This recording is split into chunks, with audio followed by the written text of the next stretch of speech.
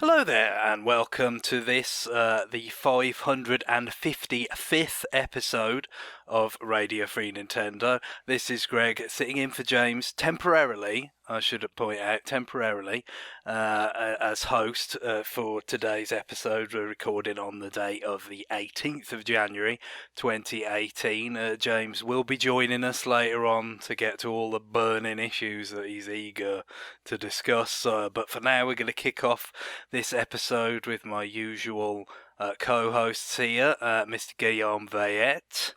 Yeah, well, James might be eager to discuss topics, but not eager enough to actually be here right now at this moment, so I don't know. It's all relative, isn't it? And John, punctual as ever, is here. Yes, as this is the 555th episode, you can call me Johnny Five for this episode. Yeah, you are very much alive, John.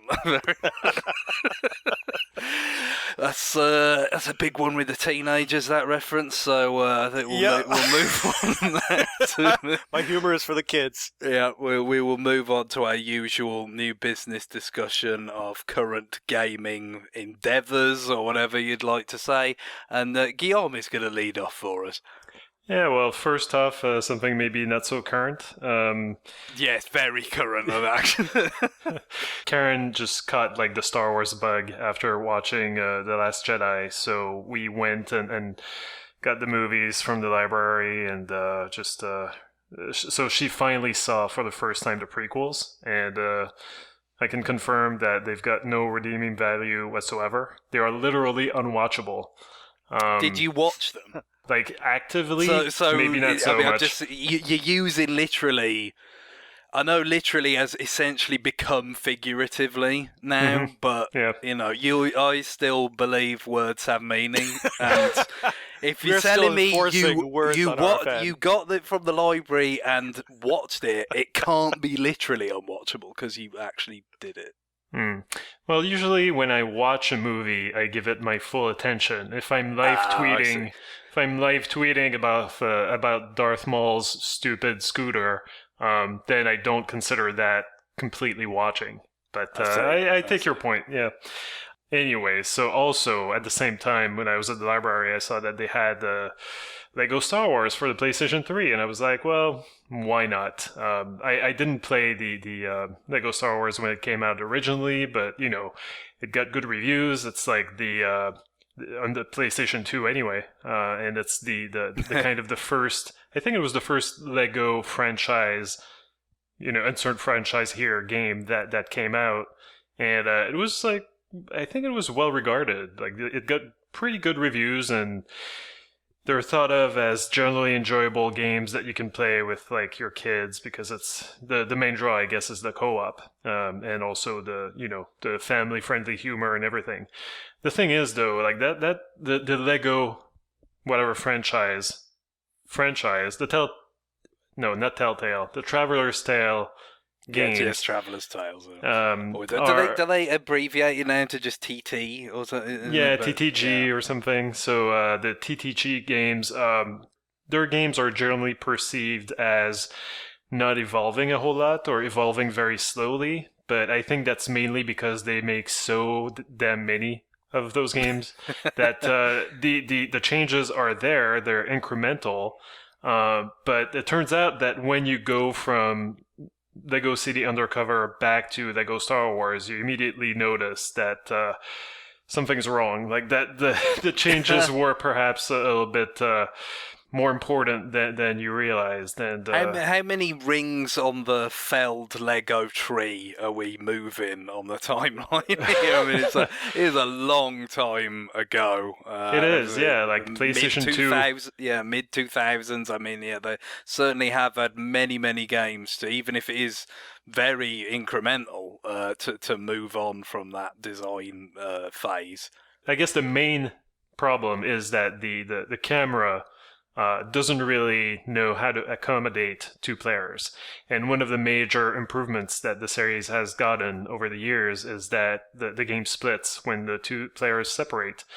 In this case, it doesn't do that, and as a result, whenever you're trying to do anything, like solve one of the simple puzzles in the game or collect studs or just, go see what's over there, if the other person is not right next to you, if you don't share consciousness, then it's a very, very frustrating experience. And I felt, I don't know, maybe I'm just generally in a bad mood. Maybe when I'm saying that I'm joyless on this podcast, it's more than just kind of a joke. Maybe there's a little bit of truth. You don't even like Darth Maul's little bike. I mean, if there's any proof needed that you're just a completely joyless man, I think it's literally the Scootapuff Jr. from Futurama. But anyway, I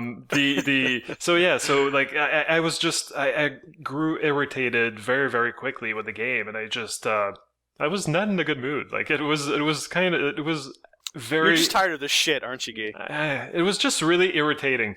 You know what you got to do in a situation like that? You've got to let the hate flow through you. It's just, you'll feel so much better. Believe me.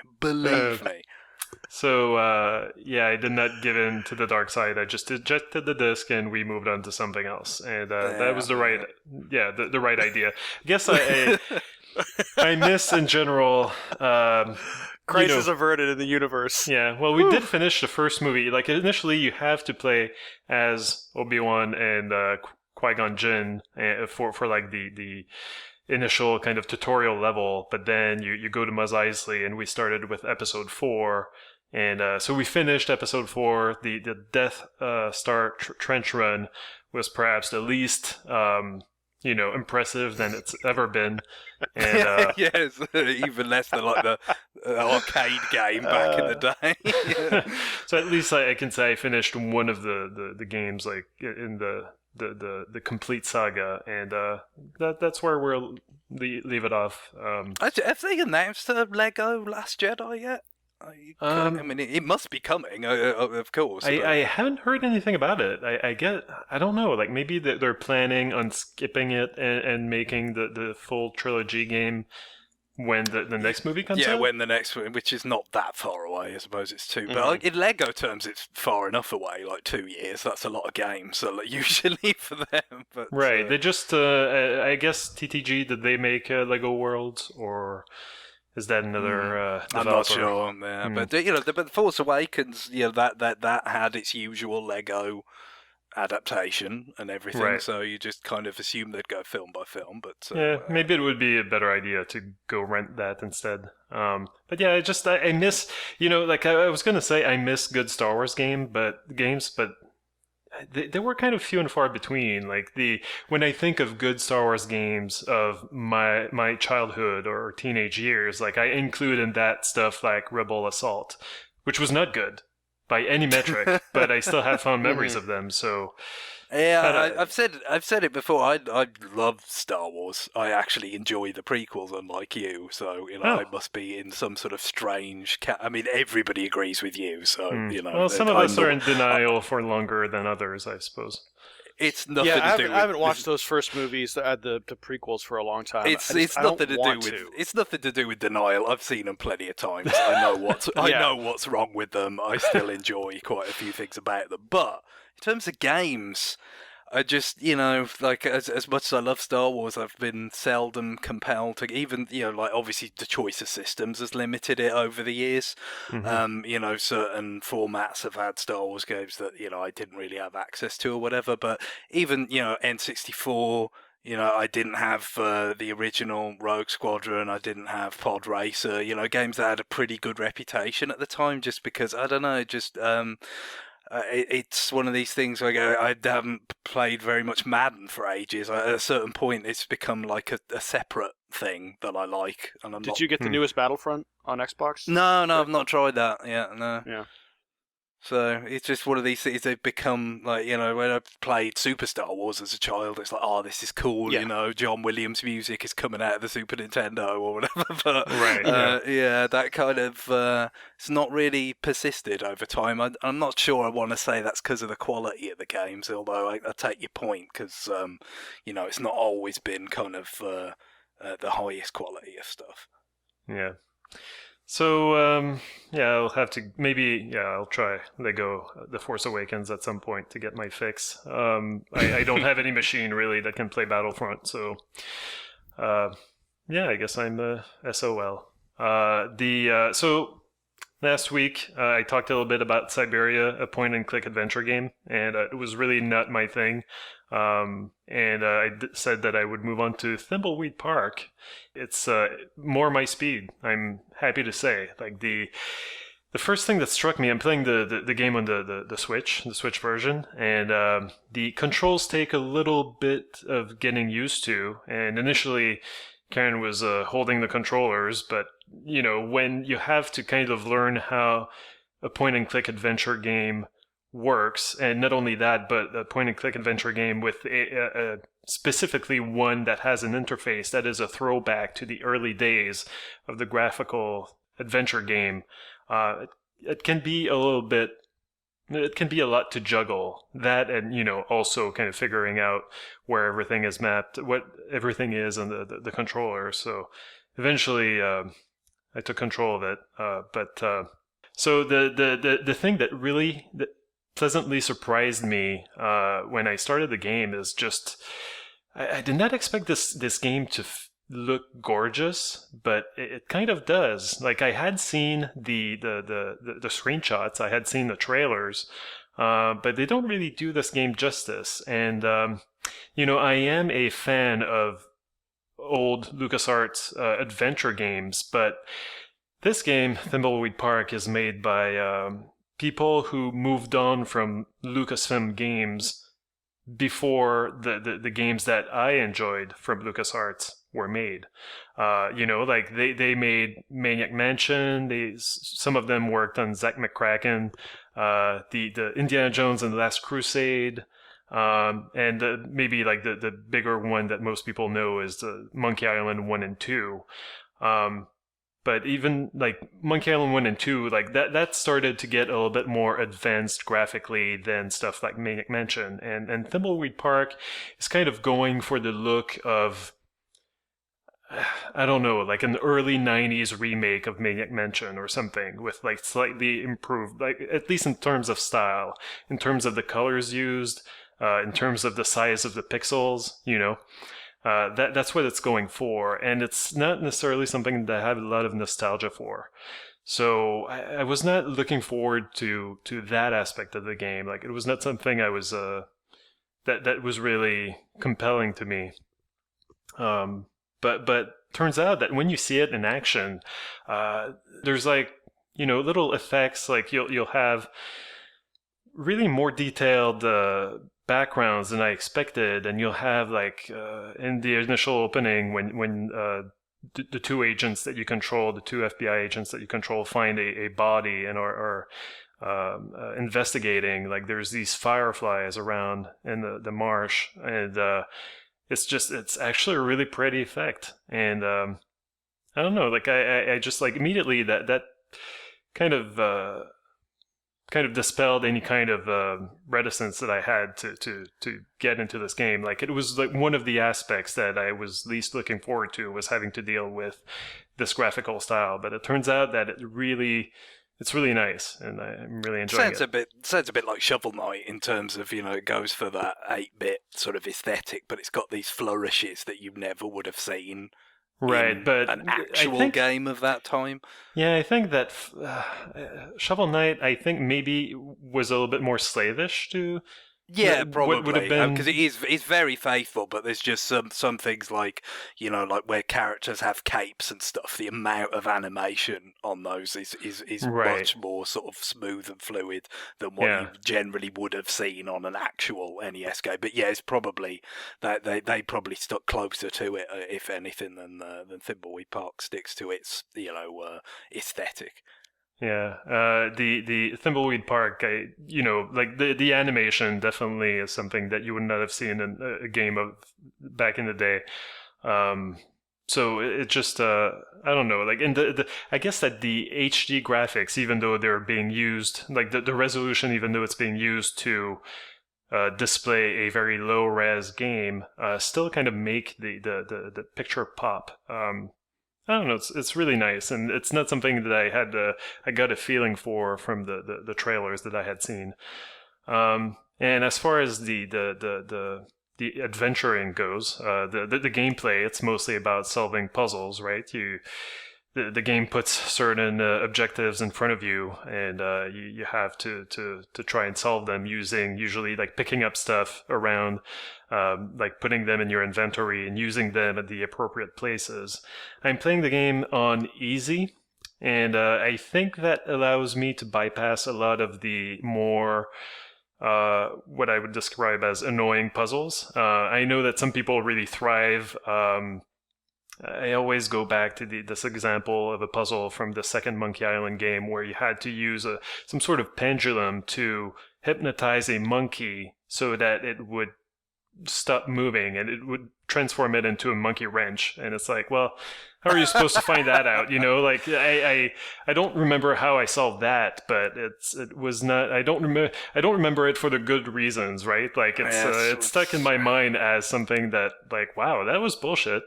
Lateral thinking, I think you'll find, is how we refer to that kind of puzzle solving. So I'm kind of seeing as I'm playing through the game some puzzles that I feel like I'm allowed to bypass because I'm playing on easy. For instance, one of the characters that you control, Dolores, is a wannabe game programmer, and she's going to apply for a job at Mucus Phlegm Games, and so she needs to send her application, right? And you don't really have. When I sent my application, I solved a few puzzles, then I managed to fill up the application, and then the kind of the application, the Printerotron or whatever it's called, I can't remember, printed out not only the application, but also sealed it as an envelope, and it was stamped and ready to send. But along the way, I had picked up a letter that, you know, her uncle, addressed to her uncle, and I had, you know, got into the kitchen. I had gotten a glass and I had filled it with water, and I tried to put the letter in the water so that the stamp would come off because it hadn't been obliterated. Is that the word? It hadn't been stamped. The stamp hadn't been . Yeah, I know. Anyway, so it was still good. So I'm assuming that there was a whole thing about, you know, getting a stamp from that envelope and putting it on the application to send it. But that was not necessary because I was playing on easy, so I kind of enjoy that. It allows the story to go much more smoothly, and that's what I'm there for. I'm there for the story, and I'm mostly also there for the jokes, and there's plenty of that. You know, like the whole mucus phlegm thing is not the only kind of wink-wink, nudge-nudge thing that's going on in this game. They're constantly breaking the fourth wall, and there's literally, I mentioned that when James was playing this game, but there's actually in the options a checkbox that you can click where you can turn on or off the annoying inside jokes. And that actually works. Like, that's actually a thing. It's not just a joke menu option. I was in the kind of a convenience store restroom in the game, and when I opened up the menu and I clicked that box, and in real time, all of a sudden, on the wall there was a graffiti that appeared that said, like, for a good time, call Edna, and that's, you know, a direct reference to Maniac Mansion, and further into the game, like, there was also like a spiral staircase that doesn't lead anywhere. It's out of order. That's also straight from Maniac Mansion. It was Chuck the Plant, which some people might think like, oh yeah, wow, there's a reference to Phoenix Wright. Well, no, Phoenix Wright is referencing LucasArts games. Anyway, so it's there's a lot of... I'm just contemplating the notion of a similar feature for this podcast. I assume most episodes will be about 40 minutes long by the end of all the stupid inside gags being excised. Depending on the topic, for sure. So there's plenty of inside jokes, and there's also like genuine, well-written dialogue. I really like the main character. She's kind of a no-nonsense FBI agent with kind of I don't know, a secret objective. We're not sure what it is, but I really like her. She's really well written, and she. Yeah, is she very much the kind of character that sort of feels like, yes, that's how I would react in that situation, and makes it more relatable, whatever silly sort of guff is going on. Yeah, and they poke fun a lot at this genre of game as well. Like, I'm literally sometimes picking up specks of dust, because these games are known to be kind of pixel hunts, right? You're kind of combing over the screen with your cursor to try to find like what elements you can interact with. And so like at some point, like I picked up 2 specks of dust so far. I'm sure if I were playing like the Xbox One version or something, I would be maybe getting an achievement for finding them all. But it just like it would be 4K it's just dust. funny. Maybe they'll come in handy, but I kind of doubt it. Yeah, you combine them eventually into something. And they combine they combine automatically. So after that, you look at them, and the detective is just like, that's my speck of dust, and she's very protective of it. Anyway, it's dumb, but it's fun, and I'm really enjoying it. I'm glad that I did not suffer through Siberia and that I jumped into this, because it's really my type of game. Very good. Sounds very much like it carries on the tradition of the Lucasfilm sarcasm. Absolutely. Yeah. So then, John, you're next up. I know you've been very eager to discuss Labo, or are we Labo or Labo? I don't know. I don't know. I have not heard it uttered aloud from an official source yet. Right. I'm going to say Labo for now, but right.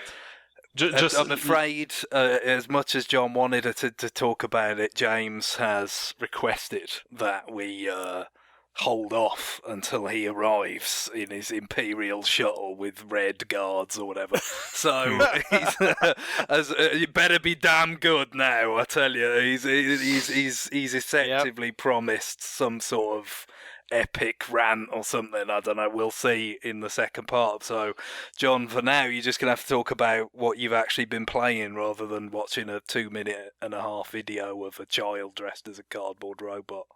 Before we move on, though, like I just want to say that it's probably borrowed from the French. The Japanese are very francophile, and we don't really put stress on syllables the way that English does. So maybe just Labo. And Labo, yeah. Yeah, I mean, that would be my inclination, but I haven't seen that confirmed anywhere. What would that be taken from on the French side? Yeah, it's just that's how we abbreviate laboratoire. Instead of lab, it's Labo. Oh, okay. All right. What have I been playing? Well, I'm trying to kind of just do random stuff off the backlog. So you still got a few to pick off the backlog? I still have a few games to go. A few, 100. So the random game I'm playing this week is Gears of War 4. I'm just trying to get through the campaign on that. Just briefly about it. It's interesting. It looks beautiful. I'm not playing it in 4K or anything crazy like that. I did get a new headset with Dolby Atmos, which is actually really cool and supported in that game, which is positional sound. So the sound actually like moves around you, which I would have thought was a gimmick, but it actually does work pretty well. So that's cool. It's a really good Gears game. I mean, it stays true to like the whole Gears formula. I mean, cover shooter. I mean, it's a Gears game all the way through. They didn't change anything up formula-wise or gameplay-wise, really.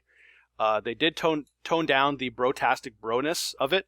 So really, I mean, yes. I thought there was still a little bit of room to go further. Well, yeah. I would have thought the same, but these are new days. Greg, some of us, not all of us, live in the dark ages like yourself. I can't really. I've got no retort to that. I mean, it's largely true. They've switched things up a little bit. They use, of course, the main character from the other Gears games was Marcus Phoenix, and he was, the tough, big, macho space marine type of dude. He was the man that launched a kind of 1,000 space marine memes, I would think. And he is in this story. This is set 20 years after the events of the Gears of War trilogy, and and the locust armies who were previously defeated, big surprise, they come back.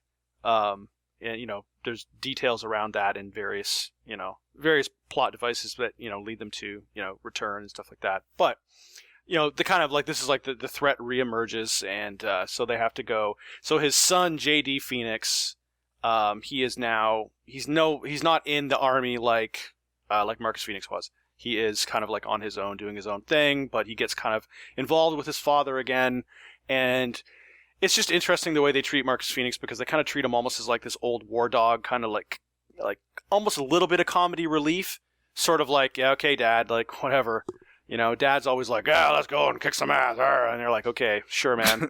they kind of put up with this this crusty old man who lives by himself in this big mansion out in the middle of nowhere, and he gets involved with the story, and they go on a grand adventure, that whole thing, right? But it's just interesting. This game feels more to me, and this is going to sound strange, but it feels a lot like an Uncharted game to me, without the kind of environmental traversal. It's like an Uncharted game with much better shooting elements. Like the actual cover shooting is much better and much more refined. But you run around generally as a group of 3 or 4, and you have it's JD, Marcus Phoenix's dad comes in and out, and then there's Dell and Kate. So it's interesting. So so they added that kind of female presence to the mix to kind of change some things up. Maybe make things a little bit lighter hearted sometimes. And also there's a lot of banter between the characters. If anybody's played Uncharted or any of those Uncharted games, that's part of the appeal of the series, is you have this constant kind of banter and ribbing going back and forth between the characters as they, drive around and, go through these various locales. And it kind of fleshes out. It's used to kind of flesh out the backstories of the characters and kind of who they are and the way they think about things and how they relate to each other. And so there's a lot of that as well. And the guy that voices JD Phoenix sounds exactly like Drake. Are we sure it isn't the very prolific voice actor behind? Because Nathan Drake, I think, is it Nolan North? Yes, it's very, very. It's very not prolific. him. I think it's a guy named Liam McIntyre, but he sounds. So we're basically thinking it was get me Nolan North. We can't get him. Get me his non-union equivalent, and then that's what we ended up with. He sounds exactly like Drake. Just to the point where it's just creepy. So that kind of took me out of things. That's why I think that's part of the reason why I say it reminds me of an Uncharted game, because it sounds like an Uncharted game, because the character's voice sounds exactly like the character's Uncharted. Sometimes it's just that simple. The mnemonic. Yep. But just a lot of the stuff they do with camera, camera movements and stuff like that, where, and I think probably it was maybe Gears of War was borrowed by Uncharted, and then Uncharted borrows some Gears of War stuff, and then back and forth. Because they'll do that. You'll walk into an area, and the camera will go past the group and zoom in on something that you have to look at, and that's done in the Uncharted games, and it's done here as well. So I just keep getting this deja vu of Uncharted games. It's kind of weird, but I'm enjoying it. It has all of the, a lot of online multiplayer stuff. It has the horde mode and stuff like that they incorporate actually fairly well into the campaign. You'll have areas where you get stuck, and it makes sense. They didn't do that, and they didn't do this in the previous Gears games, at least that I recall. I've played up to Gears 3, and I've played about halfway through that. I haven't played Judgment, but I played up through to Gears 3. They'll have areas where you actually have to place turrets and set up all of these kind of perimeter defense types of items and hold off waves of enemies as they come at you. And so that's kind of a cool way to mix it up. And there's a couple of kind of open area vehicle challenges kind of thing where you have to take down a plane while you're on this big armored motorbike sort of thing. And sort of again like the Uncharted, where like the Uncharted series, where you can like get in a Jeep and the Jeep is going down the hill and doing all this crazy stuff, and the set piece type of deal. Yeah, exactly. It's very set piecey. So, but no, it's good. I mean, I'm enjoying it. Honestly, I'm enjoying it more than I thought I would, because I figured it would just be like, okay, it's a Gears game. Because Gears 3 kind of repetitive. I wasn't really feeling it too much. It's not bad. It's not great. But yeah, this one, it's definitely fresh enough to keep you interested. I mean, and if you kind of like dismiss the Gears series, then Gears 4 is definitely, it's a good place to jump back in, because it's not as brotacular as the previous series, and I think they went out of their way to kind of distance themselves from that sort of that the way that the older games are regarded. So God forbid they might have had the notion that fans of the series would have grown up in the interim.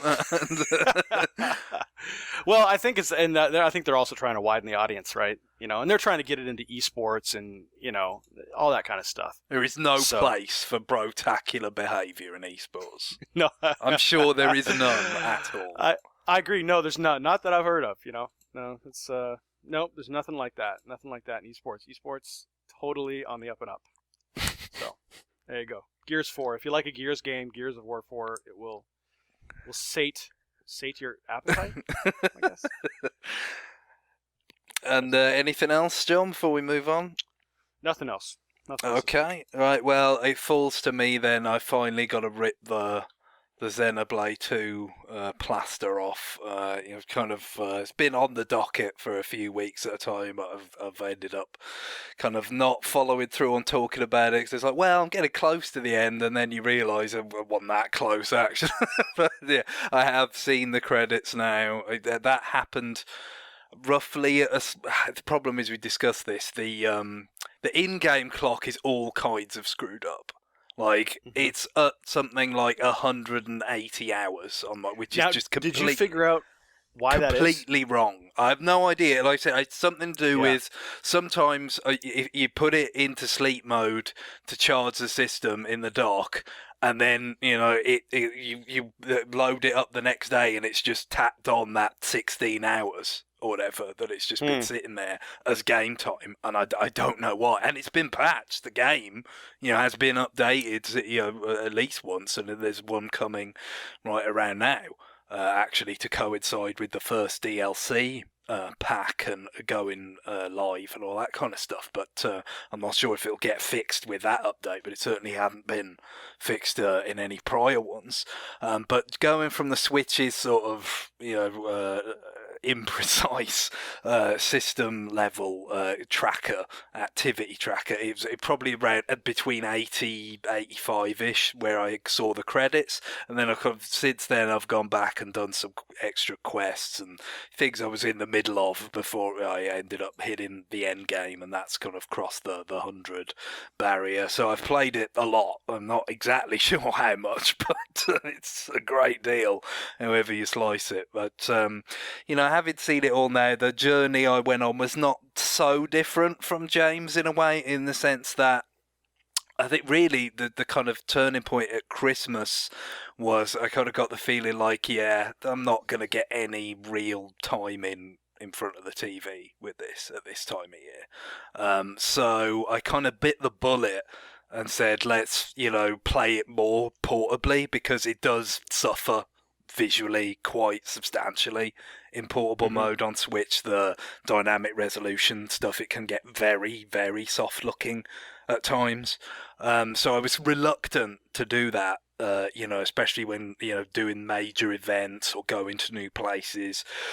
But I kind of felt like, okay, well, let's, if I limit myself for the TV, I'm probably not going to play this for, a week, 2 weeks or whatever. I didn't want that to happen. So I was kind of, well, let's bite the bullet a little bit and start mopping up some of the side quests and all that on the portable mode. And hopefully I won't kind of spoil too many things about the game by taking that kind of visual hit.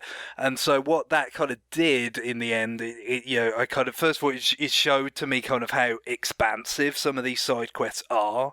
I mean, if you think of what are the when I go back to the original Xenoblade in my memories, there's a few sort of things that seemed somewhat atypical for the JRPG genre.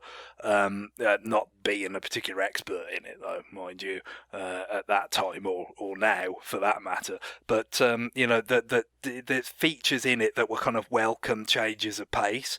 I think of the fast travel. I think of getting experience for finding landmarks and secret places and whatnot. And then I think of the auto-complete in side quests. The fact that, your kind of basic side quests where it's like, okay, I want 3 of this, 5 of this. Can you find them for me? If you just find those items, it just checked off the quest and you got the rewards for it. And then that did carry over, into X as well, that you had quests like that. But here in Xenoblade Chronicles 2, there are no such quests, so it's kind of interesting. Early on, it kind of feels like a bit of a subtraction in a way, to not have quests, that are kind of more convenient that way. But as I delved more into them, I think it's fair to say it was clear that it was kind of more of a focus on sort of fewer but more substantial side quests. And certainly there's bits in the environment you'll come across sometimes outside of a quest line, and you'll look at it and think to yourself, this kind of seems like it was crafted for an event that I have not seen yet. It might not see it in the main story, but eventually, play through the side quest is like, yep, that's right. You get a sort of having stumbled across it through some weird, just screwing around exploration the first time. The second time, there's kind of more of a guided, kind of breadcrumby, kind of side quest storyline that takes you through this place and ultimately to a particular destination and all that. So I kind of grew to like that about the side quests, the fact that they did have more kind of, significant narrative content and, utilising the environments that they're in and taking you on sort of journeys and stuff. I liked all that kind of component. What I would say is I still think there were sort of almost like sub-quests, tasks within these quest lines that could have been auto-completed like the minor quests in the previous games in the series, but they weren't. So it still kind of felt like there was a little bit of flab in the, even though they were admittedly, compared to what you might think of of side quests in general, they were quite substantial. I still feel like they could have maybe trimmed them down a little bit, and they would have benefited from that.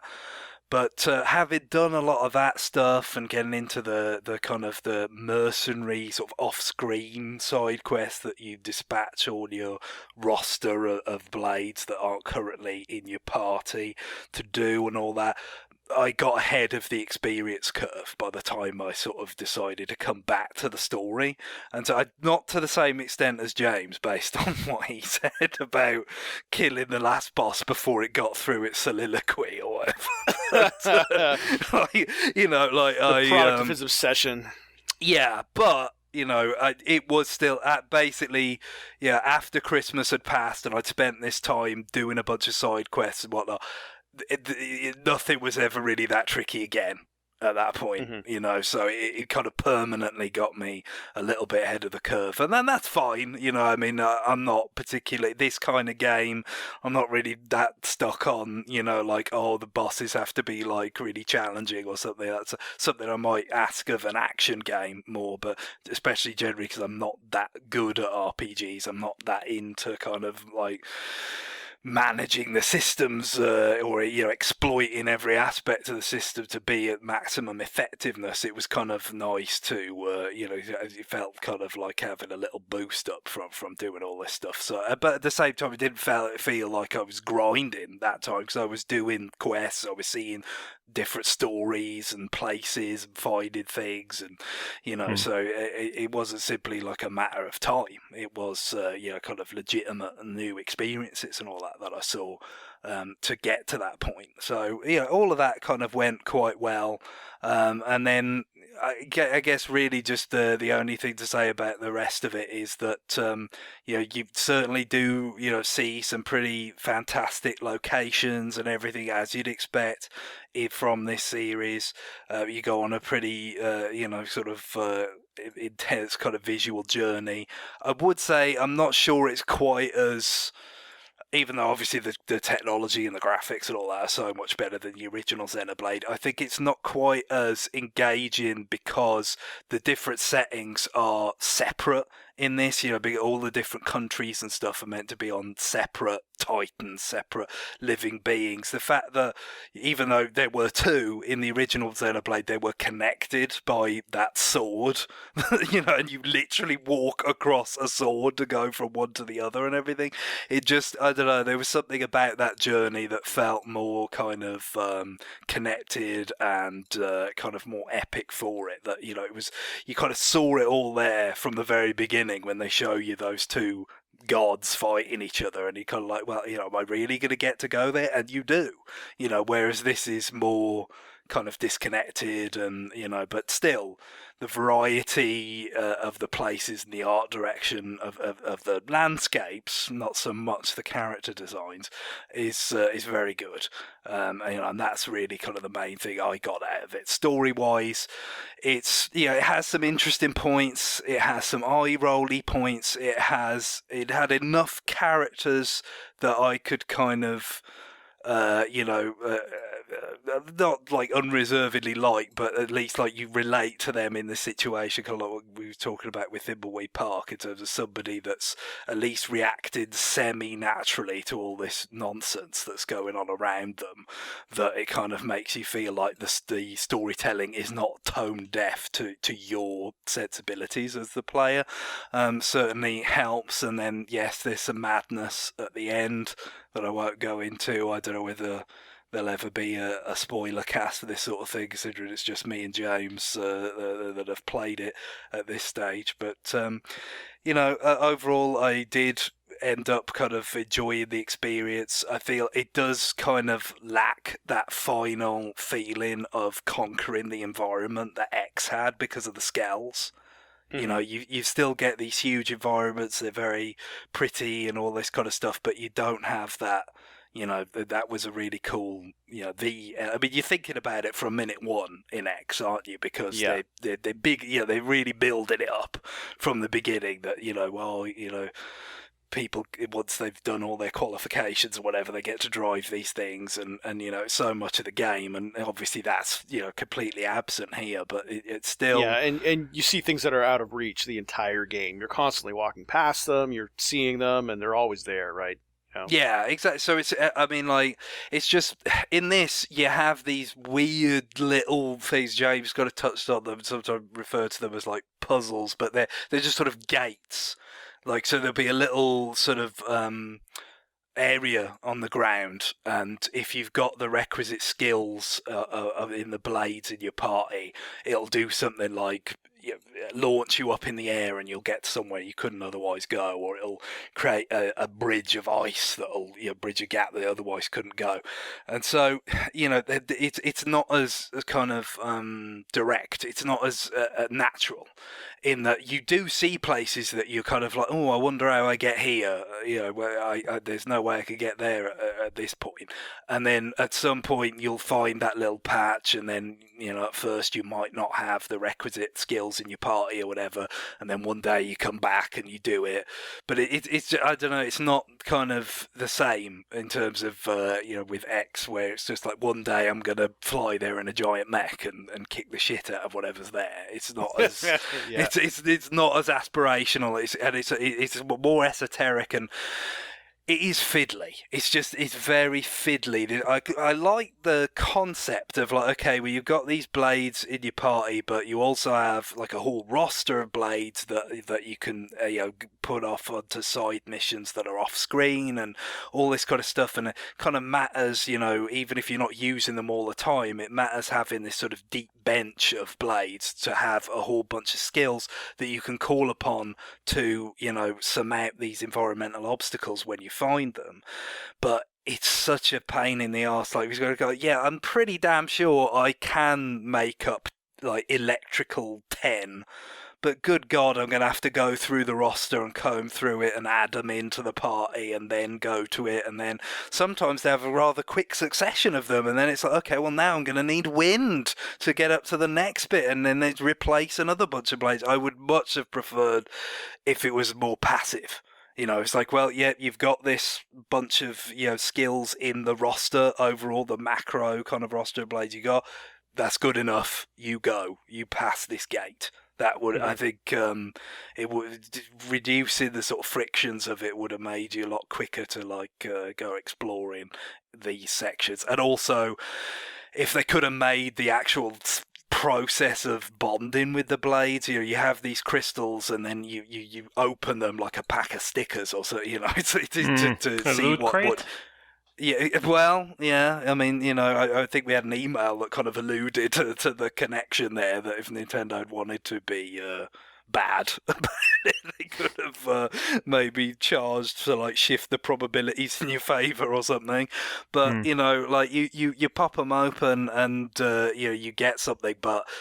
Yeah, they have this sort of cinema thing to it, which is all well and good the first few times, and you can skip some of it. But I would, when you get to a point where you've got many crystals and you just want to kind of crack open a bunch of them, see if you can get a rare one that's got a skill that you're lacking in to get to pass one of these sort of gates that I've discussed.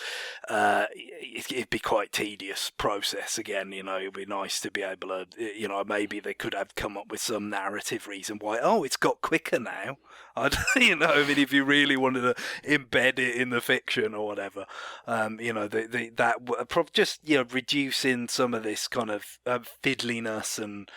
Because I did spend a lot of time playing the game and I enjoyed it and all that, but there's probably a fair amount of that time that was just spent fiddling around in menus and stuff, which I guess would probably be no shock to anybody who's played Xenoblade before, one of the other two games or whatever. But and it's more tolerable to me in a handheld setting, which is where I did a lot of this kind of stuff. I kind of tried to keep the TV moments more streamlined and just kind of heading down the critical path. But, it's still a little bit, I feel not of having the utmost respect for your time. So, kind of a shame that it couldn't have ironed out some of those things. But I did very much enjoy it. But ultimately, it wasn't, kind of a quantum leap ahead of the original Xenoblade. And obviously it's a different kind of game from X. You don't have that same kind of feeling of freedom that the scales give you, because it is more linear, it's more guided, and it has to be said, really, even though you've kind of had two sequels in a way, two follow-ups, two successors to X in the form of Breath of the Wild and this. That part of X, the getting the scales and kind of mastering the environment, is still kind of yet to be surpassed. Or they haven't really tried, to be fair, but it's still something, a joy that's kind of unique to that game, I feel. But like I said, this has advantages based on being more linear too. In terms of crafting a journey for you to go on, and also the music is sensational, as you would expect from Mitsuda. It's very kind of directly referencing kind of it will remind you of original Xenoblade songs in a number of places, but that is certainly not a bad thing. And it's a humongous soundtrack, and it's just so lush and beautiful and excellent, and it makes the journey much more sort of memorable and enjoyable. Sounds good, man. Okay then, so that's it for me and Xenoblade 2. As I said, I don't know whether we'll ever discuss some spoilery stuff in the future, but for now it's behind me. I have been playing a few things a little bit on the side, but it's dominated my gaming time for a while now. I don't think I'm just going to stop playing it outright. There's still a few things I wouldn't mind wrapping up, but it's definitely going to fade into the background for a while, and I'll be able to talk about other things in subsequent episodes. But for now, we're going to take a break, and when we return, we will be, as promised, discussing Labo and your letters in listener mail. So come back with us for that.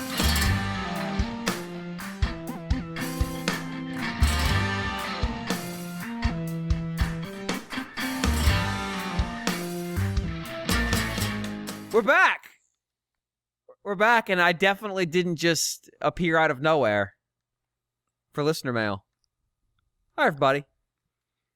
Yeah, James, I don't want to spring this on you, but I kind of promised that you were going to come in an Imperial shuttle from Star Wars with guards dressed in red and start spitting hot fire about Labo, so I hope you've actually come prepared with that, with some sort of audio proof that you are guarded by people. I'm just sitting back and watching the show. So does that mean I'm just going to sit there while my completely useless subordinate manages to... Yeah, if it's an ignominious way for your time as host to end, but... Am I just gonna sit there and have no connection to anything whatsoever and turn out to be a completely loose end plot thread that has no value to any storytelling? Well, maybe. Anyway, so we have some email, but this week Nintendo announced a thing for kids or the young at heart, so the internet freaked out and thought it was Metroid Prime 4. Because that's what they do. Because I had people on my Twitter timeline, which is strongly curated, openly speculating it might be Metroid related. How could you possibly think that? Which is when I openly decided to curate my timeline a little bit better. Not a bad idea. This litmus tests go, I guess it's pretty good. It's like, this might be about Metroid. The fuck is wrong with you? Yeah. No. I mean, a new way to play. That's not going to be Metroid. No, the UK, well, I think it first was a specifically UK message. I don't know how much this language ended up kind of getting used elsewhere as well, but was about, as James said, about the kids and the people, kids at heart, like that. Yeah. I felt was a nice bit of expectations management. Set your fucking expectations. Soon as that, I read that, I was thinking, maybe like an amiibo sort of successor almost, something, a new line or something like that, it gave me, and obviously it was something substantially different from that, but it puts you in the ballpark if to the exact word. So Nintendo UK obviously got their messaging up first because time zones. Was tune in to discover a new interactive experience for Nintendo Switch that's specially crafted for kids and those who are kids at heart. Yeah. Which is like... To me, that means the internet. It's basically just the equivalent of saying to the internet, don't lose your shit. Yep. And then, the shit which was is like still, the ultimate was way still lost. That's the ultimate way to get the internet to lose their shit, is to say, don't lose your shit. Reverse psychology. I mean, like, we got a pretty good Nintendo Direct right before. Like, I do think that they could not, like, this is not any fault of Nintendo's. It's really... it doesn't make it any less funny, though. Like, it's actually makes it funnier. I'm not laughing. But yeah. Well, you don't have a sense of humor then. We established that Guillaume was joyless in the first part. Yeah, that's true. So...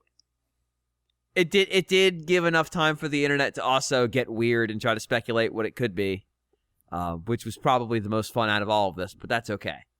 So instead, we got Labo, which apparently there's a naming convention that's been written in stone on this show, so we're going to hold to it. Yeah.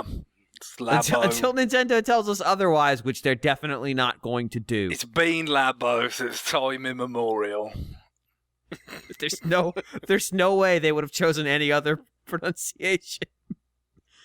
I did see a lot of people in what I would consider depressing try to figure out what the origin of Labo was, which makes me think this toy has more value than I ever knew.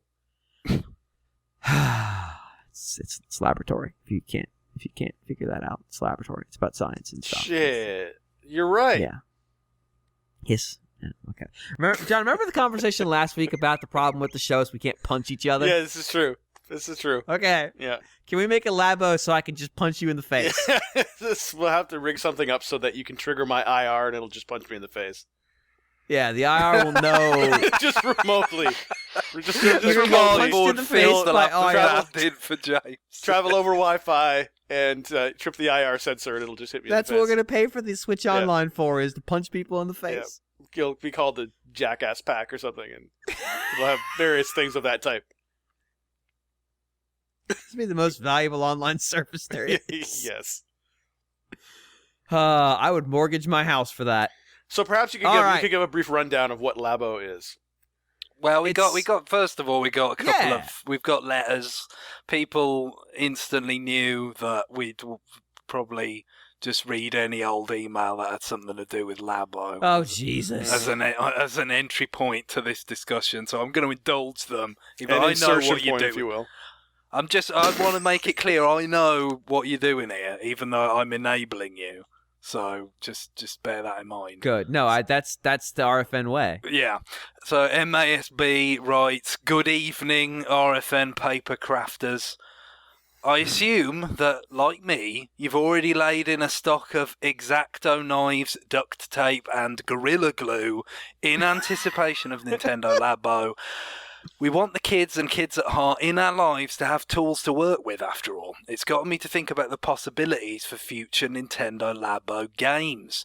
Since we know there will never be a normal Star Fox game again, it's a perfect fit for Labo. Make a cardboard R-Wing, put the Joy-Con in it, and have your movements dictate the flying prowess of Fox McCloud himself. Or maybe we'll fly more like Slippy, as doing a barrel roll would require a very flexible wrist. F-Zero can finally make its glorious return. John. Imagine a cardboard helmet around your head holding the Switch screen. Talk about in-your-face racing action. A cheap version of the Wii Wheel can hold the Joy-Cons. I save the best for last. A rhythm action game starring the Ice Climbers. Use the Joy-Con as hammers as you slam to the beat with Popo and Nana. Justin Barubi will buy 10 copies. How about you? What games can you imagine? And can you imagine Nintendo Labo being a great success or a colossal failure? And we also have Klex Yoshi, who writes, "I'll keep this brief, RFN crew. Thank God. Are you ready for Toy-Con scarves to release with Hyrule Warriors Definitive Edition?" And if you want a real question, what's some Toy-Con you'd want to end up seeing in the Labo variety packs of the future? I think he just wanted to type out Toy-Con multiple times, to be honest. So first off, is MASB's supply kit for fixing Labo or for making sure he has a child available to make them? Because I don't think you need the X-Acto knife and the duct tape and the glue. I think you're good, bro. I do like the idea of someone at Nintendo pitching this concept by just folding up a bit of paper and saying, for kids. Right.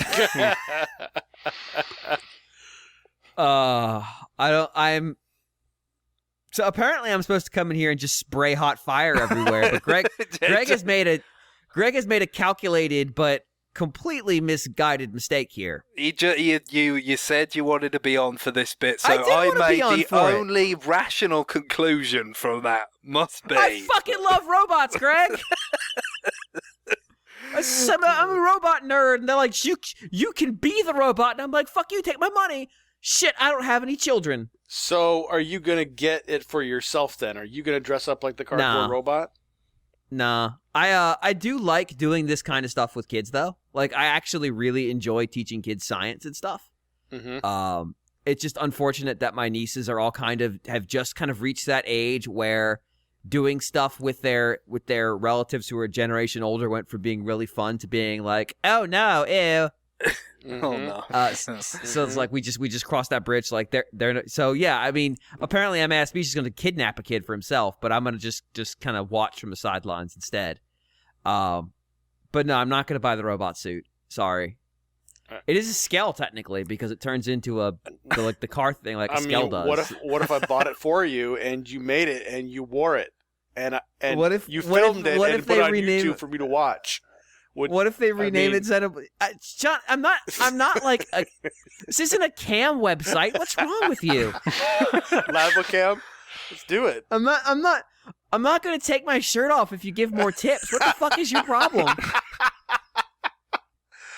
So I don't know what you're talking about. What if they just rename that Xenoblade 2 and then we all have to buy it so we can find out what the fuck the end of that game was? That would be insidious, but they're not going to do that because that'd be too clever. Yeah. Yeah, we did see Project Giant Robot is alive. We know they like to keep the ideas in the back pocket. And what was a Wii U thing is now a Labo thing. Having played Project Giant Robot, where you literally held the gamepad in front of you and waved your arms around like you're having some kind of central nervous system breakdown, this is better, I guess.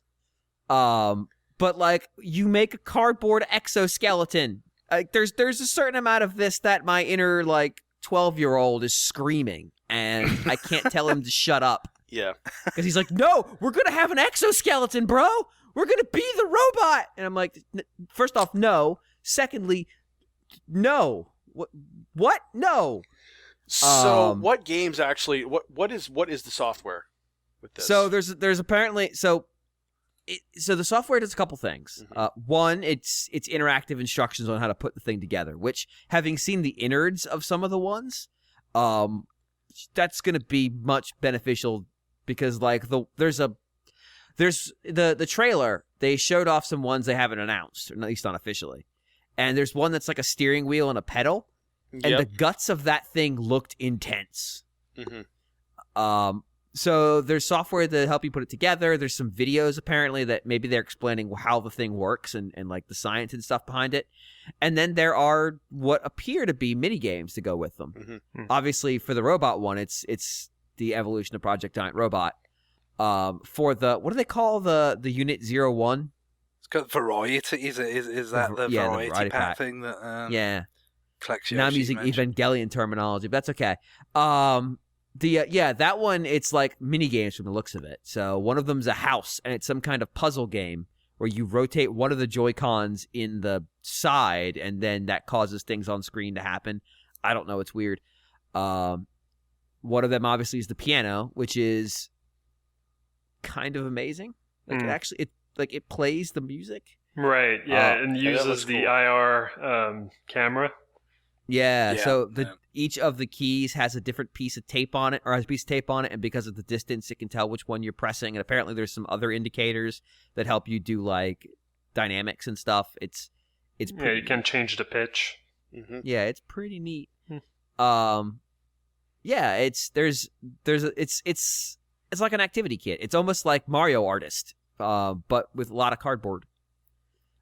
What's interesting to me more than anything about Labo is all the other stuff they showed that wasn't in the packs they've announced, because that means there is a team at Nintendo who sat around for a really long time with the pile of corrugated paper and sat around and said, okay, what if we made a camera? And then went and made a camera that you jammed a Joy-Con in the lens, and then we had to go make a game about it.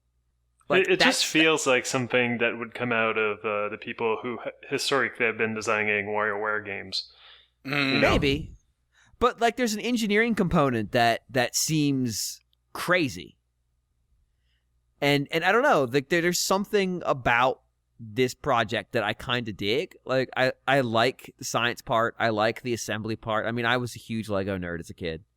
And, I was always bummed out I could never get the Mindstorms kit because they're super expensive. It's but just that's kind of like what this is. It's cool. Yeah.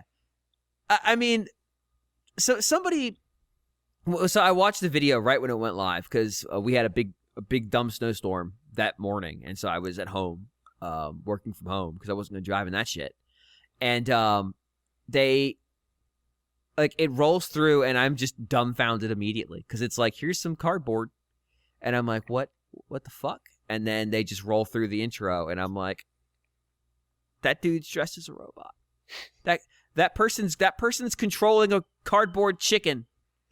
What the fuck is happening right now? We need to get back to the cardboard chicken, by the way. But like, I appreciate that they went full off the wall here, and I get that people watch this and they're like, "What the fuck are they doing?" I'm not. This isn't for me, and my answer is yes. It's not. I mean, yes. One thing I Correct. said on Twitter was that people forget that Nintendo's really a toy company that happens to make video games. So when I saw them make this, I was like, yeah, okay, yeah.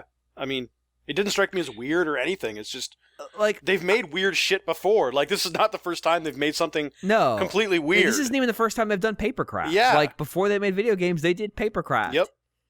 It's what amused me was, like, in the variety kit,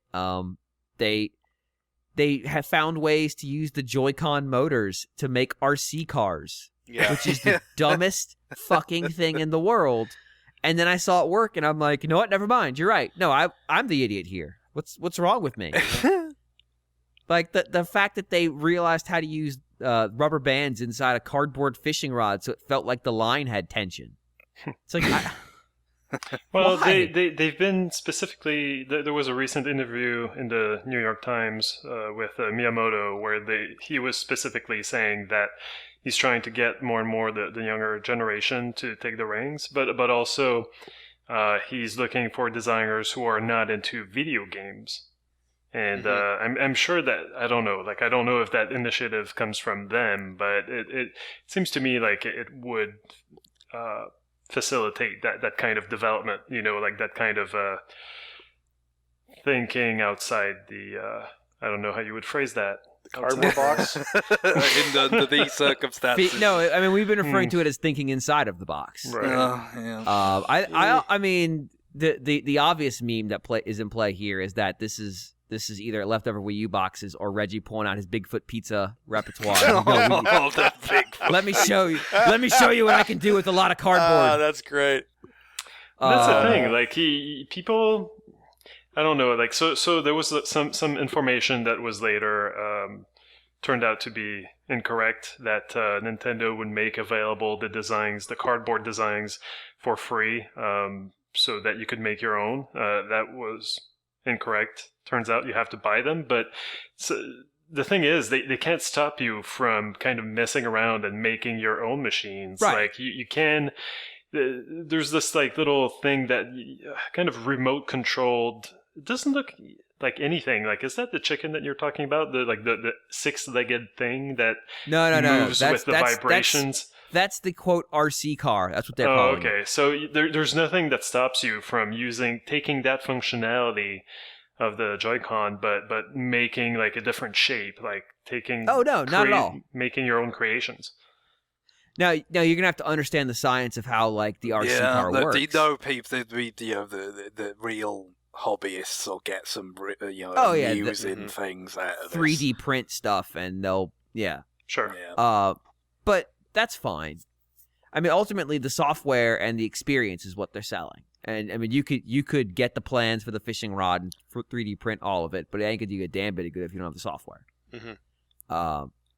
Which includes the instructions on how to make the fishing rod. No, I mean, it seems like it's the assembly part, is really kind of can be, as you kind of mentioned this, it could be quite involved. I think there was an article covering it that mentioned sort of about 2 hours for assembling something, and it was for the piano. For the piano, 2 hours, which is one of 5 things in that kit. And that's where it's you really think of it being the family activity. It's not just for the kids, but actually the parent presumably sort of guiding the kid through it. They absolutely expect parents to be involved. Yeah. I mean, for me, when I was a kid, I wasn't really into models or anything like that. I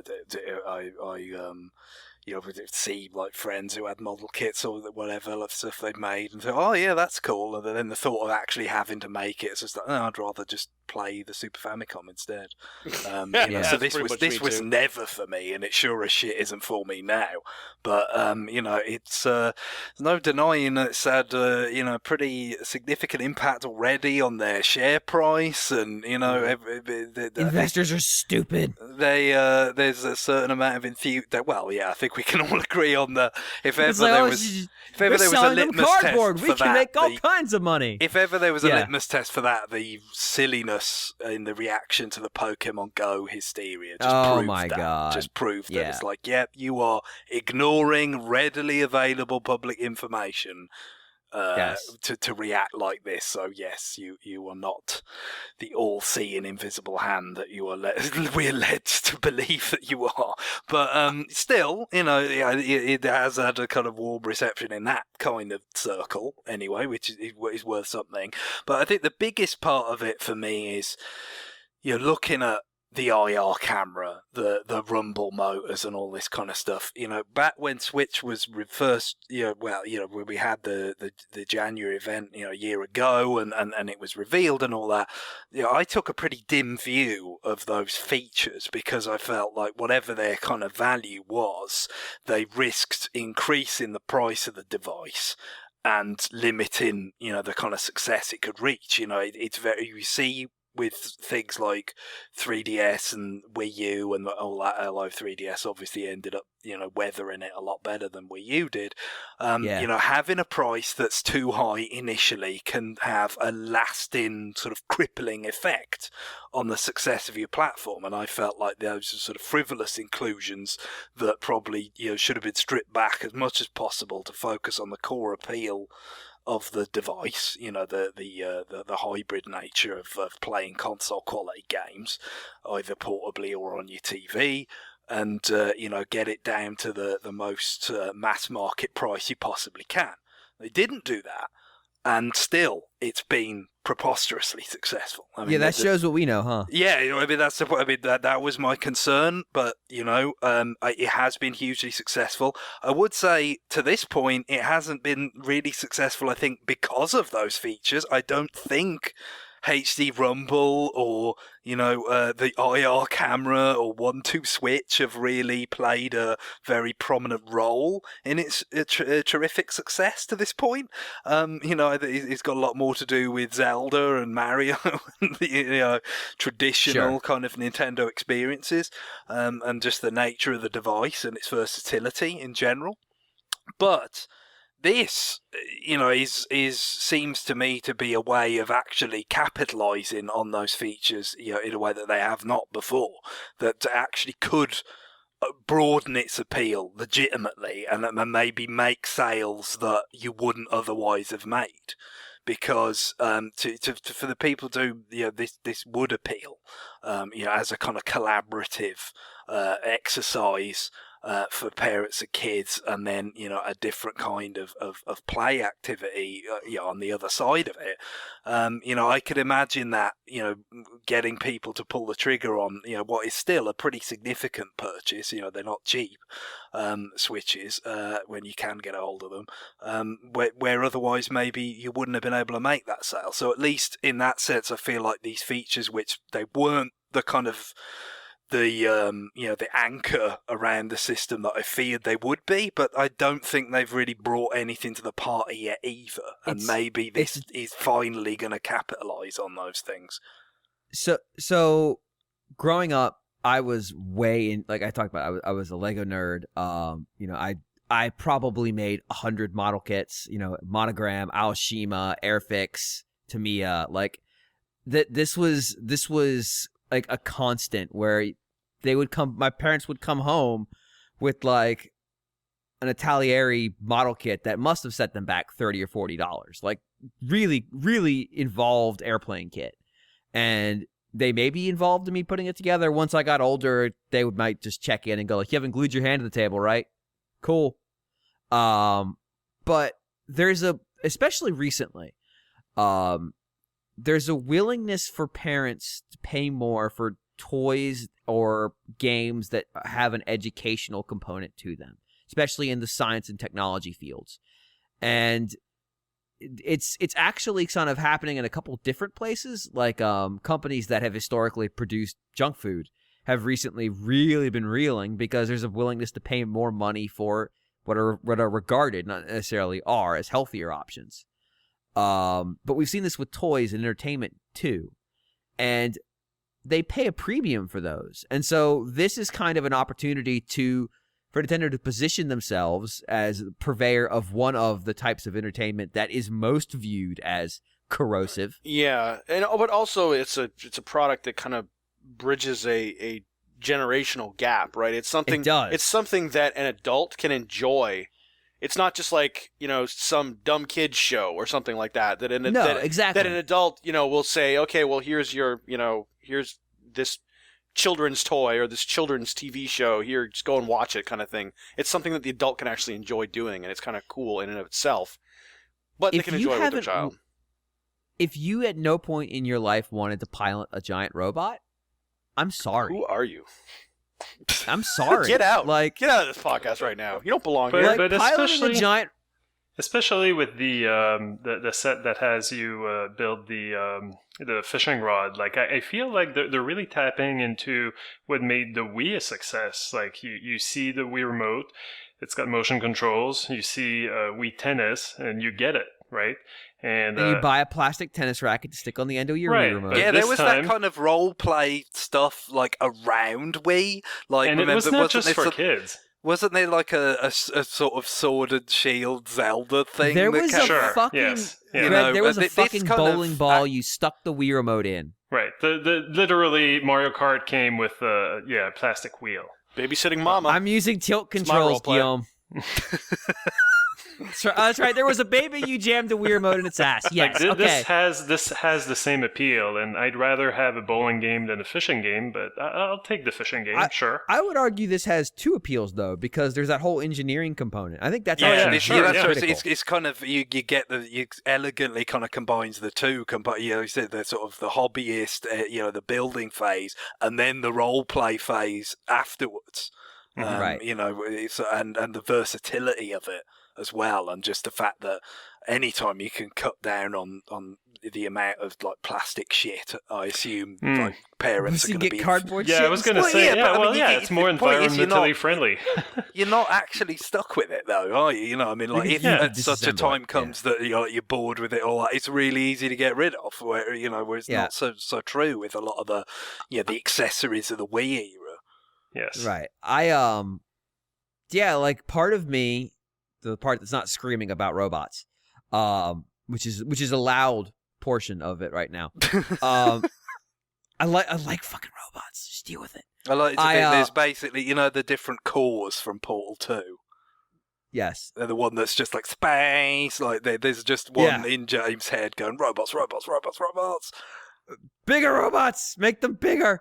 That was why I was so tremendously offended by the robot fight thing that happened a couple months ago, because it was so bad. But I look at the stuff that you're making, and it's it's stuff that almost all of the items in the variety kit are things that I did with my parents growing up. RC cars, yeah, absolutely. I raced RC cars. That was one of the things that is the kind of thing a father and son can do together. It's it's not going to be limited by physical skill and stuff. It's not going to be when we're just playing football and I'm going to get crushed, or he's going to have to go oh, I'm coming after you. Not really. You're driving a car, whatever. Fishing, building the birdhouse thing, which is kind of what that looks like. Motorbike less, so I didn't really get to ride on a motorbike as a kid. But music, all of these things are inherently collaborative and sharing experience activities, plus assembling things and getting to explain the science and stuff behind them. It's these are really well suited to what they're trying to accomplish, and seeing if they really do provide an educational component to it, I think that's a really big deal, because this is something you can sell to parents as you and your child can have an experience together. That's a bonding moment, and B, your child gets to learn and experience why science is fucking amazing and why it is the coolest thing. And it super is. There's something about being able to share that with somebody who's still wide-eyed and doesn't jaded by the world. Even shit as basic as hey, the TV remote works? No, it's light. No, it's not. I'll prove it. And then you block it with their hand and they freak out. And then you pull out your camera and show them it shows up on your cell phone. And they're like, wow, how does that work? And you don't really go into all that much detail, but you explain it's a type of light you can't see. And they're like, what other things can I see? 'Cause kids fucking And you're like, the wanna darkness, learn. child, the darkness. Yeah, exactly. It's all Kids- around you. kids- It's in Wouldn't your you like heart. to know? Kids fucking love this stuff. And like these are so on point. It's kind of nuts. Now, pricing. They are releasing a thing where you make they're selling you cardboard on 420 that's $69. Like it's fucking jokes are writing themselves here. And of course, as I said before, if it is aimed at kind of broadening the base of Switch owners, then buying the console as the first step, is another could be really adds to that. I think cost it's more a of lot. I think it's more of a lubrication though than it is just like a straight up like you're gonna buy it to play Labo. I think it's like Yeah, sure. Well, It's like another, like you said, but especially that kind of like, it's almost like the vegetables of Right. of gaming. Like it's got some sort of wholesome, nourishing kind of component to it because of the collaboration and the maybe Yeah. educational component. Like, yeah, there's like, okay, well, it can do that too. Well, yeah, maybe then. Yeah, I think you're right. It's probably more of a kind of marginal kind of and it's- push people over the edge type of thing, but still. It's a lot it's of money. also something that a mobile device, which is what a lot of kids that are the target audience for this, that's their portal to gaming, can't do. You can't. I mean, somebody could come around and just totally steal the idea, but what are their input devices going to be? Mhm. How are they going to make the cardboard fishing rod interact with an iPad? There's no IR camera to do that shit. You have to buy another piece of technology to go with it, which is going to drive your price up. And to be honest, who's crazy enough to follow Nintendo down this path? I don't know. I think that next year's CES we're going to see a lot of cardboard. You might, because Sony, CES is a you know disaster. Sony's going to do it.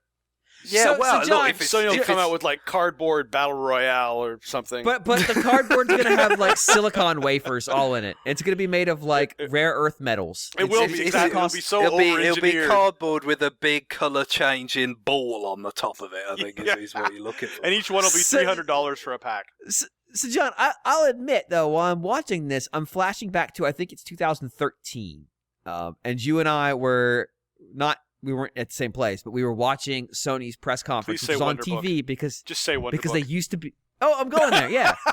because Yes. because Awesome. because the press conferences used to be on TV, which is a thing that used to happen. It was weird.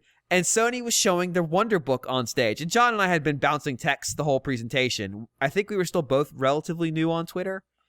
And like we moved to Twitter at some point, but Wonder Book comes on. I just remember you responding, "What the fuck?" And that was like no question mark, no punctuation at all. Just that was the whole message. And like we immediately took it to Twitter and went for like 30 minutes. Just fuck this whole thing. Yeah. And the difference is so night and day because they're going after the same thing. Like, oh wow, look at all these things you can do with technology. But Wonder Book hit all that. Mhm. Wonder Book was all about like, look how elegant it is. You just put the Eye of Judgment camera. Remember that fucking thing? Yeah. Over this book. And you hook it up to your PS3 through a cable, and I think it was some kind of weird ass proprietary cable. Mhm. And then it's like you make sure the book's lined up right with the camera, and then once it is, it shows up on your TV, and then you can flip through these licensed, hyper polished Harry Potter things, and you'll see them on screen, and it'll be just like you're there. And Nintendo's like, what if you just had some cardboard and you drew markers on it? Mhm. And put Like stickers one of on these, it. we're gonna sell you tape that's stickers.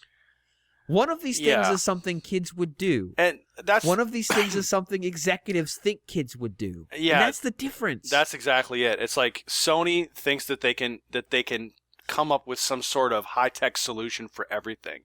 And that's just not the case. Nintendo Let realizes me introduce you some to people fucking Aibo. Yeah, I mean Nintendo realizes that there are certain things where simplicity really trumps everything. And that's just that I think that informs their entire design philosophy is that And sometimes it's a disaster. Like let's be honest. absolutely. So- And there are some places where sometimes I it's just like, wish are they you did on not go for that fucking and drugs?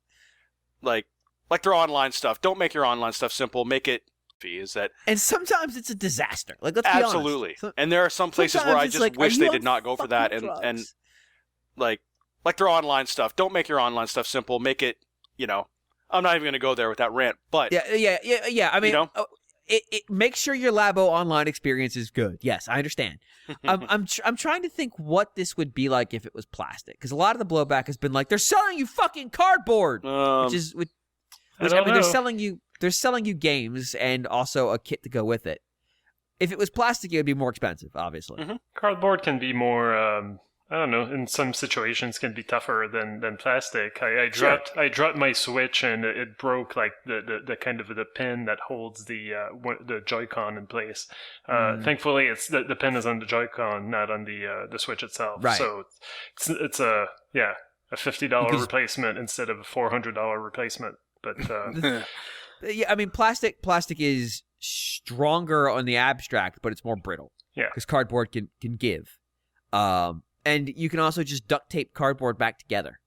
Right. Just tape it back. Just get out some tape and tape it back together. Everything's fine. It's also kind of easier to go find your own cardboard, find replacement cardboard than kind of unless you've got a 3D printer, replace the plastic. You could have a vacuum press too, but that's those are a little bit tricky.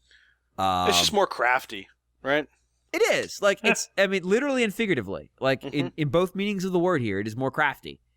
Like there is a certain amount of like, you fuckers are selling us cardboard. That's still there. Like even me who thinks the like they're selling you cardboard argument is ridiculous. Yep. There is still an amount of like, you fuckers figured out how to sell us cardboard. Yeah.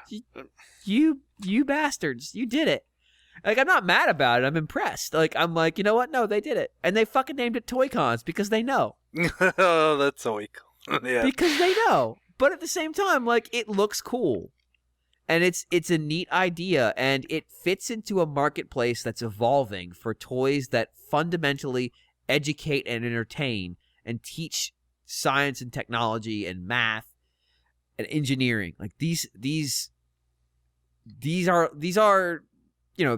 skills of the future, and it's starting to really permeate the market of a downstream, like early childhood education is really starting to focus on these things to try to get kids engaged on them so that they, stay captivated by this and really pursue it throughout their lifetime. I mean,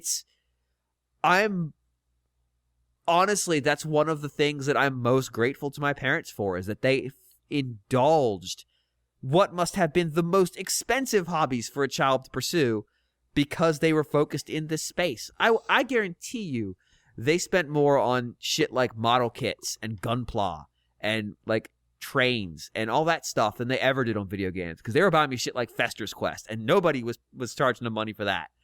But oh dear, I would have eaten this shit up. Like it would have been.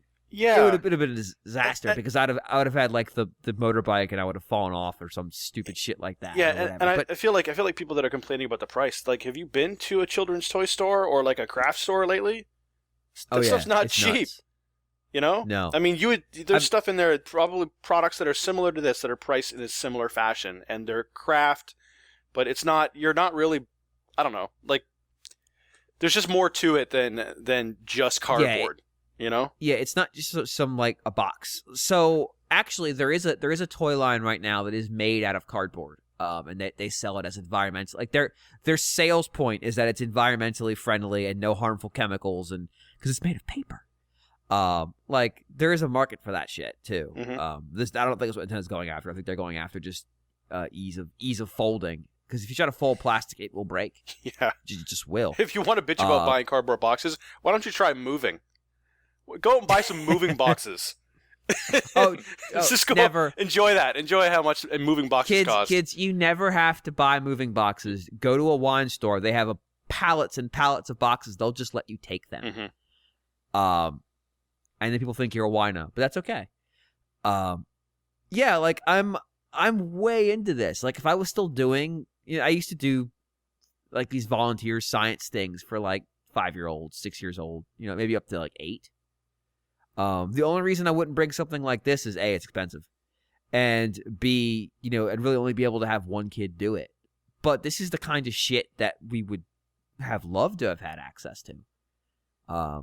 We were still trying to use the old Lego robot shit, which was awful at this time, or the programmable robot that rolled around and picked up pins. Like, they're fine, but this is something that you get to build. Like, damn.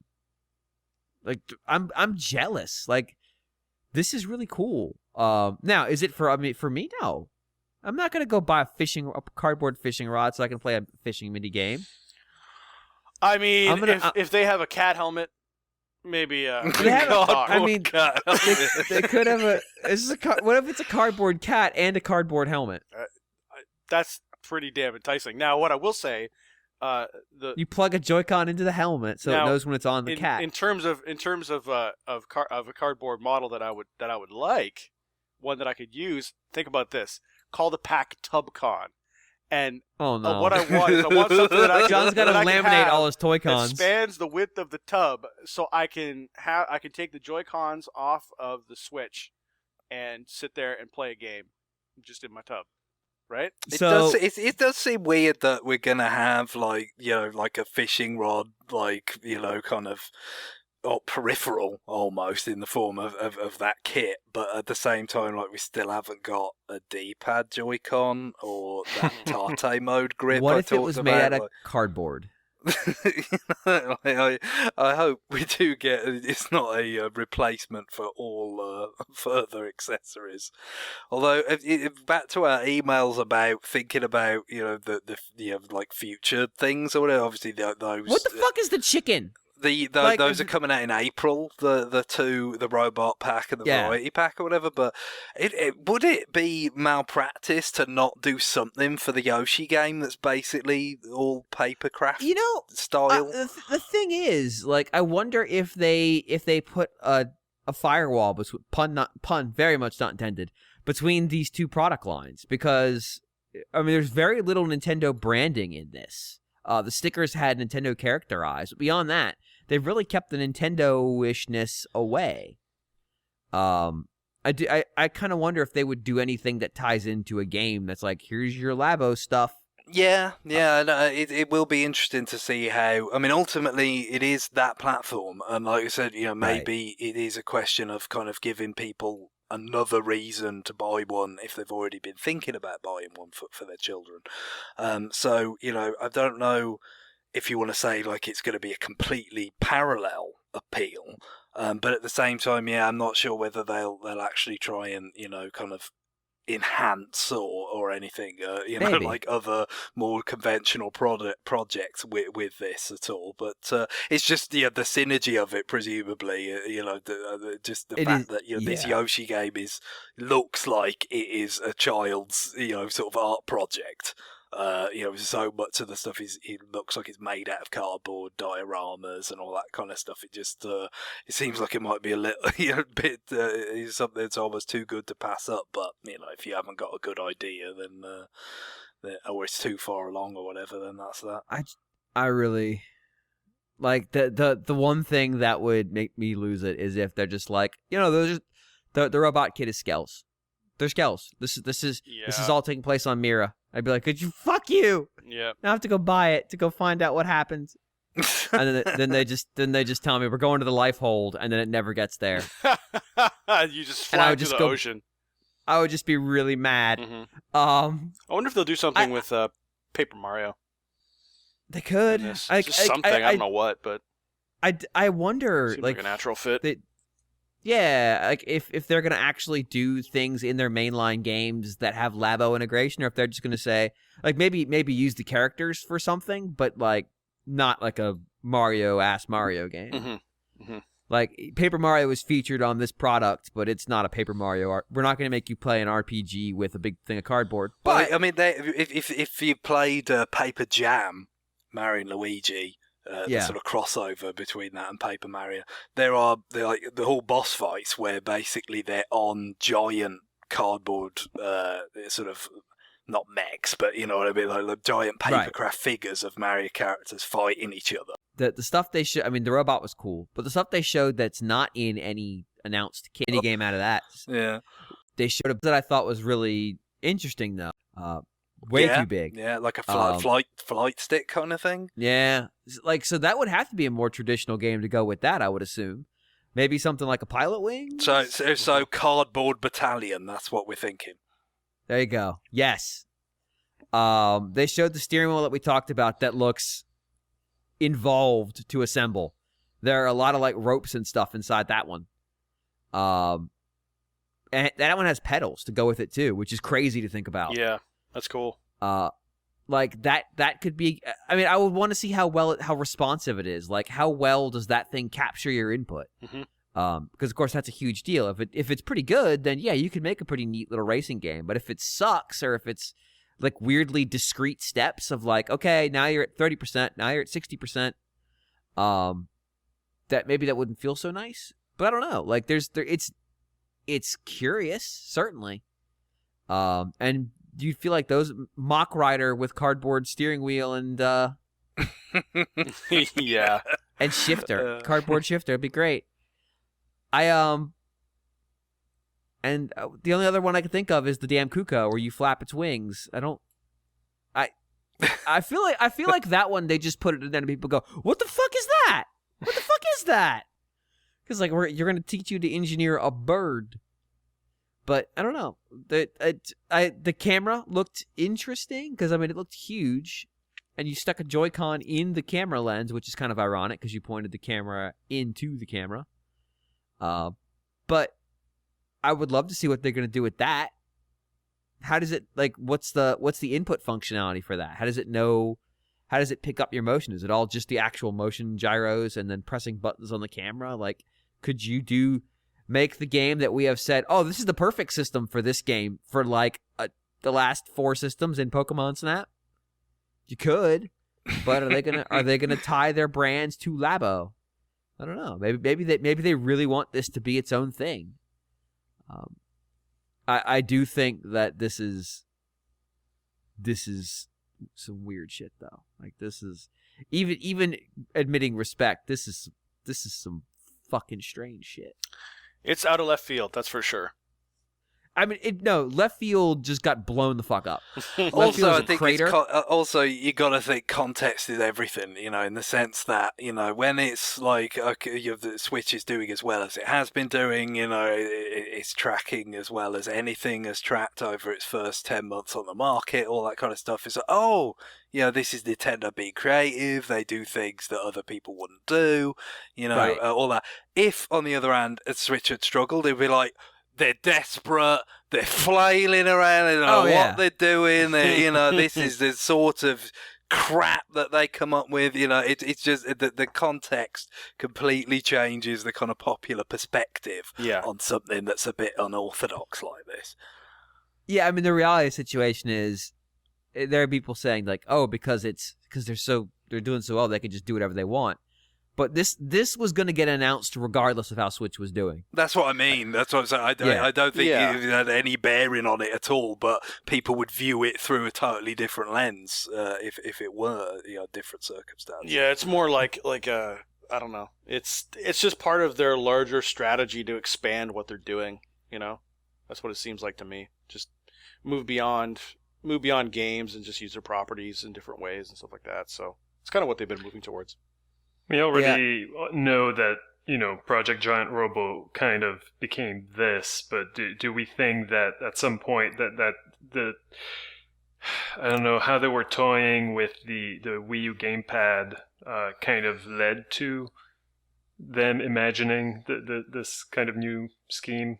I don't know how to call it. Yeah, possibly, because obviously that was, a separate, kind of module with the Wii U, but I guess the difference is, presumably some of the ideas they were kicking around on Wii U was all about the 2 screens, which you're never going to get with Switch. But now you've got the whole detachable component and the IR camera and the rumble and all that. So it's I feel like it may well have branched off from some of those ideas, but then probably gone in pretty different directions based on how the hardware has changed and specifically eliminating that 2 screen component of it.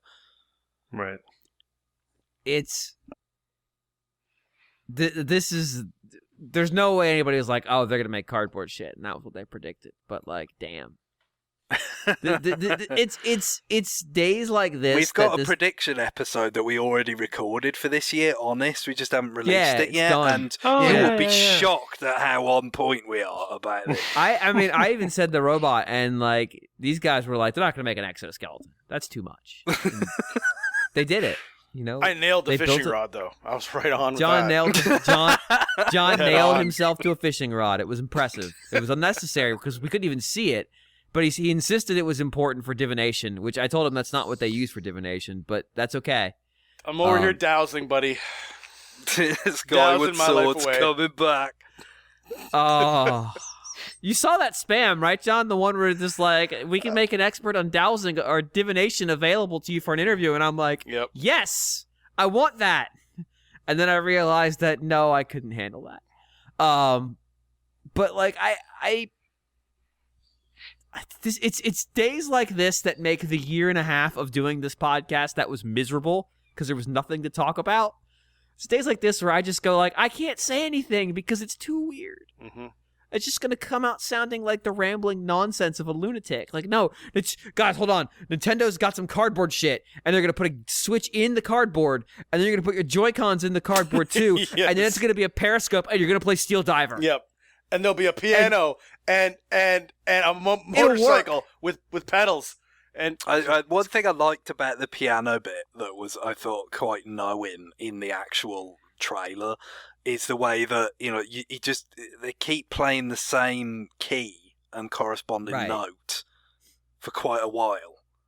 And then all of a sudden other keys are played with different names. They're kind of like, you know, they're toying with you like, oh yeah, you think it can only make one sound or it can't discern between but it can discern between the keys.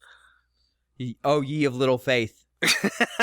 Yeah. And they use that to build up the song too, which was like, somebody put in the work here. I mean, so we obviously need Labo in the next Smash. Yeah. Is it I'm looking at our first set of Labo kits, and I'm not seeing you could just do the robot, but that doesn't get across the cardboard. That's just a robot. So it's got to come from the variety kit. So I guess it's the RC cars just skittering around. That's the you could play as the piano from Labo. We have a sort of, it could be like a kind of a cardboard equivalent of like Mr. Game & Watch, as it kind of like it Mr. morphs Labo. between different kits to, you know, kind of the way Mr. Game & Watch kind of changes between the sort of different components that he had in different Game & Watch games. You know, they so can. it would sort of like, you know, it would like throw you as the fishing rod and then punch you as the robot and then transform into a car to dash or something, you know, that kind of stuff. The Labo event that they're hosting. So parents bring your kids. The website for it really tells the whole tale. 2/3 of the pictures have a child aged roughly 9 to 12 sitting with the parent, like looking over the instructions or celebrating the success of something working, or what is clearly like something a parent would take of their kid when they're proud of them versus when they want to disown them. Posing with the thing they've made. Like the parent-child thing is, I mean, granted, it says, parents, do you have one or more kids ages 6 to 12 and live near San Francisco and New York City?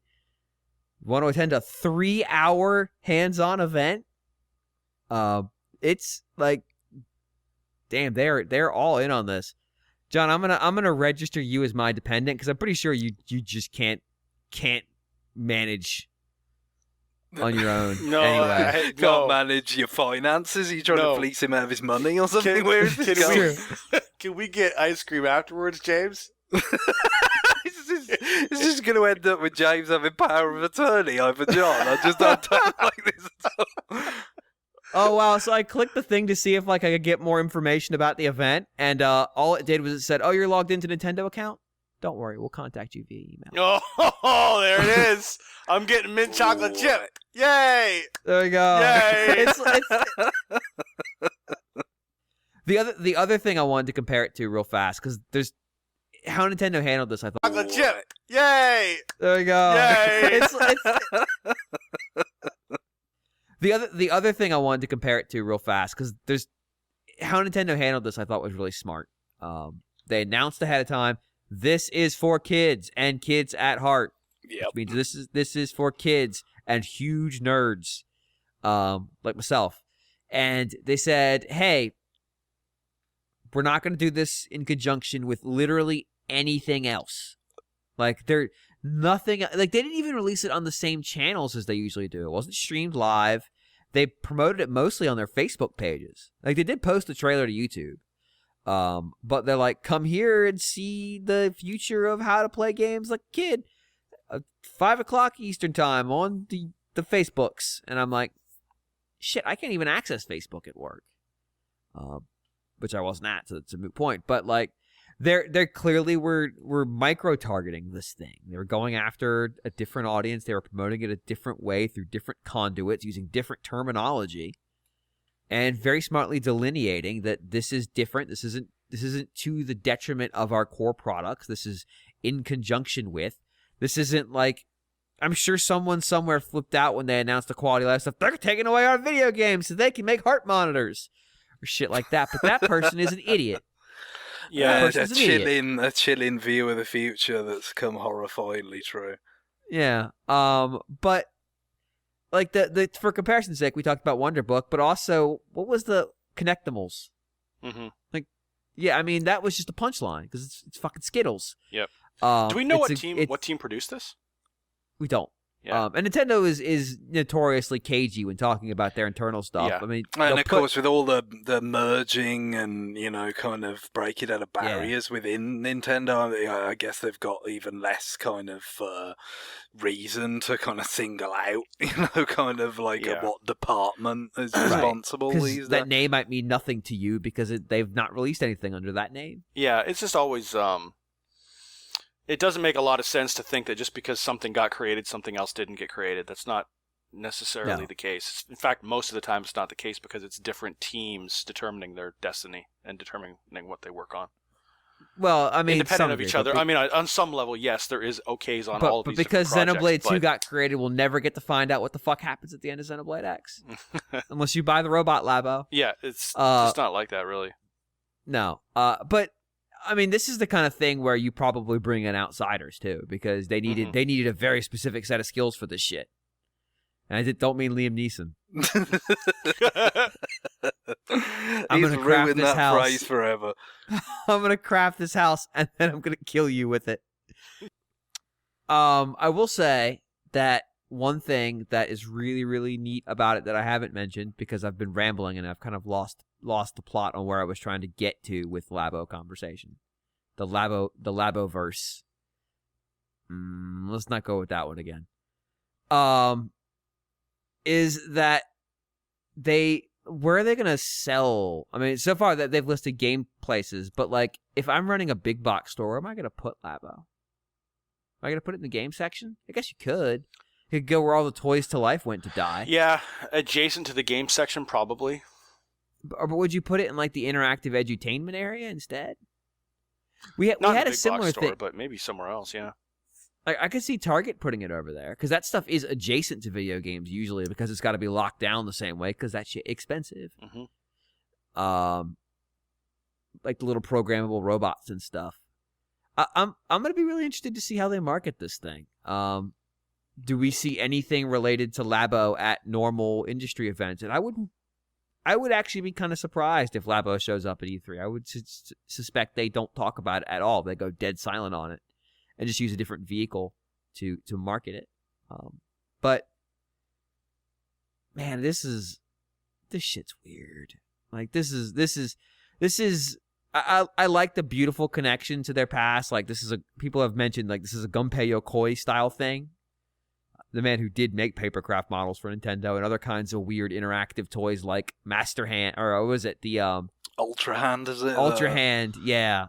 Yeah. The grippy claw and the light gun stuff. Like there is a certain amount of like the toy maker Nintendo from that era that sort of revived in this whole thing. But like I don't know. Like I'm trying to imagine. I'm trying to imagine somebody walking around a college campus wearing the robot kit because it's gonna happen. Mm-hmm. It's gonna happen. I have a feeling it will be documented on video and distributed. Oh my God, And you probably on at some YouTube point you'll wish and you Twitter. couldn't see it. Yeah.